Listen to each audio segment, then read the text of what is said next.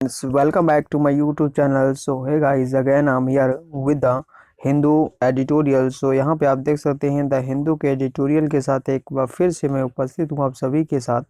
और यहाँ पे आप देख सकते हैं हमेशा की तरह एक बार इसका हम लोग हिंदी वर्जन पढ़ेंगे, फिर वहीं पे इंग्लिश वर्जन पढ़ते जाएंगे, क्योंकि आपको पता है कि यहाँ पे जनरली हम लोग एज अ हिंदी मीडियम के स्टूडेंट के लिए ये मुहिम चला रहे हैं। और उनको जनरली द हिंदू पेपर पढ़ने में प्रॉब्लम आती है, इसलिए मैंने उसका पूरा ट्रांसलेशन वर्जन ही आपके सामने उपस्थित किया है, ताकि आपको समझने और पढ़ने में किसी भी प्रकार की दिक्कत ना हो। एज वेल एज जो इंग्लिश मीडियम के स्टूडेंट हैं, अगर उनको भी लगता है कि वो चीज़ों को नहीं समझ पा रहे हैं तो definitely they can also refer it. तो चलिए फिर वीडियो को शुरू करते हैं। उससे पहले एक छोटी सी रिक्वेस्ट है, यदि वीडियो और कंटेंट आपको पसंद आए तो वीडियो को लाइक शेयर करिए, साथ ही साथ चैनल को सब्सक्राइब कर बेल आइकन प्रेस को ऑन कर लीजिए। तो चलिए फिर वीडियो को शुरू करते हैं। तो जैसा कि आप यहाँ पे देख पा रहे होंगे, बताया जा रहा है कि अ क्रिटिकल जंक्शन, जो सब टॉपिक है वो ये है कि distilling inflation impact on GST revenues is vital before reforms are put on hold. तो आइए समझ लेते हैं क्या ये बताने की कोशिश कर रहे हैं। तो कहा जा रहा है कि जीएसटी राजस्व पर मुद्रास्फीति के प्रभाव को दूर करने वाला एक महत्वपूर्ण मोड़ आया है।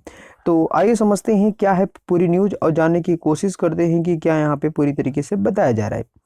तो देख सकते हैं कहा जा रहा है कि on Tuesday the centre said it has release state outstanding GST compensation dues of almost 87,000 crore. The move marks a shift in stance as just a month earlier the finance ministry had signaled that state dues worth over 78,000 crore pending for the last 4 months of 2021 to 22 will be released as and when adequate GST compensation कल यहाँ पे देख सकते हैं cess collection acquire accrue by May 31 the center said। चलिए आगे देख लेते हैं। Yes, the center said there was about 25,000 crore in GST's compensation fund and forked out the balance from its own coffers to be adjusted from future GST's cess levies on sin goods such as cars. The stated intent for this change strategy makes eminent sense to help states manage their resources and ensure spending, particularly of the capital variety to pump prime the economy happens smoothly through 2022 to 23। आइए इतना समझ लेते हैं सबसे पहले और जानने की कोशिश करते हैं कि क्या यहाँ पे बताया जा रहा है। तो देखिए यहाँ पे न्यूज़ जो है वो ये है कि मंगलवार को सुधारों पर रोक लगाने से पहले महत्वपूर्ण है। केंद्र ने कहा कि उसने राज्यों को लगभग 87,000 करोड़ के बकाया जीएसटी मुआवजों को जारी कर दिया है। यह कदम रुख बदलाव का प्रतीक है। जैसा कि एक महीने पहले वित्त मंत्रालय ने संकेत दिया था कि 2021-22 के अंतिम 4 महीने के लिए लंबित 78,000 करोड़ रुपए से अधिक का राज्यों का बकाया जब जारी किया जाएगा तो पर्याप्त जीएसटी मुआवजा उपकर संग्रहित अर्जित होता है। 31 मई तक केंद्र ने कहा कि जीएसटी क्षतिपूर्ति कोष में लगभग 25,000 करोड़ थे। देख लेते हैं आगे से। यस, तो कहा जा रहा है कि कारों जैसे पाप वस्तुओं पर भविष्य के लिए जीएसटी उपकर से समायोजित करने के लिए अपने स्वयं के खजाने से शेष राशि को निकाल दिया। इस बदली हुई रणनीति के लिए घोषित इरादा प्रख्यात समझ आता है। राज्यों को अपने संसाधनों का प्रबंधन करने में मदद करने के लिए खर्च सुनिश्चित करने के लिए विशेष रूप से पूंजी की विविधता को अर्थव्यवस्था को पंप प्राइम करने के लिए 2022 और 23 के माध्यम से सुचारू रूप से होता रहेगा। आइए चलते हैं आगे की न्यूज़ समझ लेते हैं। आगे ये भी कहा जा रहा है कि state have been anxious about revenues inflows once the 5-year GST compensation window expired this month. The gesture to remit dues without waiting for cess accruals will also help cool the temperature of the center-state fiscal parleys that flared up afresh after some tangential remarks from the apex court on the nature of the GST Council recommendation. देखिए इसको समझ लेते हैं, फिर इसके बाद आगे की न्यूज़ जानने की कोशिश करते हैं।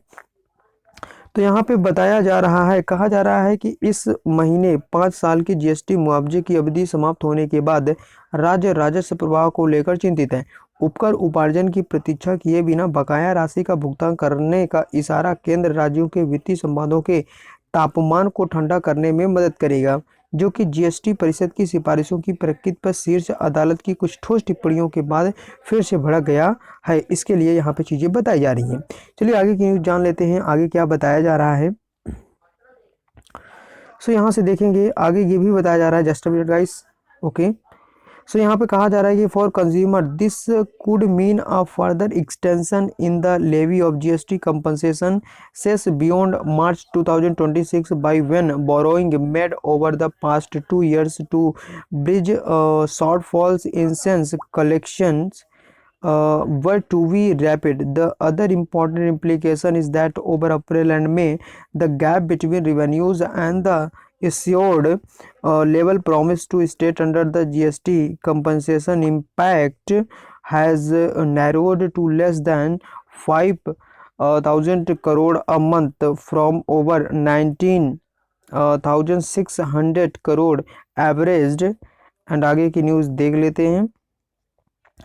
In the previous 4 months, the record GST collection of over 1.6 lakh crore in April helped no doubt, and although May revenues have fallen 15.9% to 1.41 lakh crore, sustaining this 2 months average could ease physical worries for both center and the state. The government, which had termed April revenues for transaction in March and a reflection of a faster recovery, suggested that the financial year and also देख लेते हैं थोड़ा आगे की news भी। And boosted those in flows seeking to explain the dip in May. The elephant in the room remains ignored. High inflation, which the government hinted could compel a pause in an impending raising of the GST rate structure, has been a key factor of rising GST revenues over 1.12 lakh crore for 11 months. आइए इतना जान लेते हैं सबसे पहले और फिर आगे की न्यूज़ जानते हैं। इसको कंप्लीट कर लेते हैं, थोड़ा और बचा हुआ है।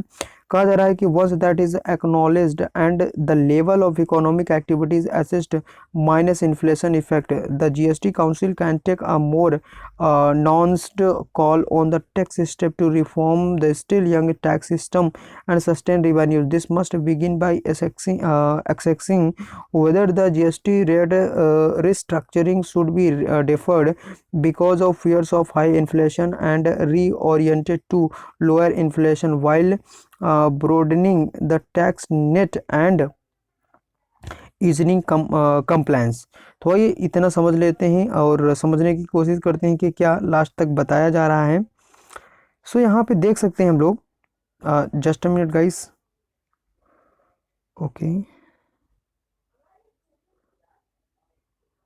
ठीक है, चलिए आगे से देखेंगे।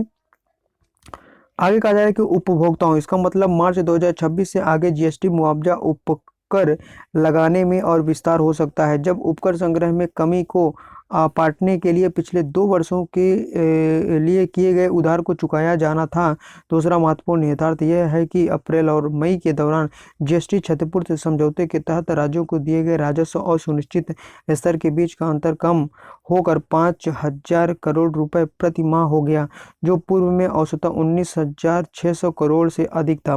साथ ही 4 महीने अप्रैल में 1.67 लाख करोड़ से अधिक के रिकॉर्ड जीएसटी संग्रह ने निस्संदेह मदद की, और हालांकि मई का राजस्व 15.9% गिर कर 41 लाख करोड़ हो गया। और अगर आगे की न्यूज़ देख लें तो यहाँ पे ये भी बताया जा रहा है कि इस 2 महीने के औसत को बनाए रखने में दोनों देशों के लिए राजकोषीय चिंताओं को कम किया जा सकता है। केंद्र और राज्य सरकार, जिसने अप्रैल के राजस्व मार्च में लेन देन के लिए को तेजी से रिकवरी का प्रतिबिंब करार दिया था, ने सुझाव दिया कि वित्तीय वर्ष के अंत में मई में गिरावट की व्याख्या करने की मांग करते हुए उन अंतर्वाहों को वापस कर दिया गया है। कमरे में मौजूद हाथी को नज़रअंदाज किया जाता है।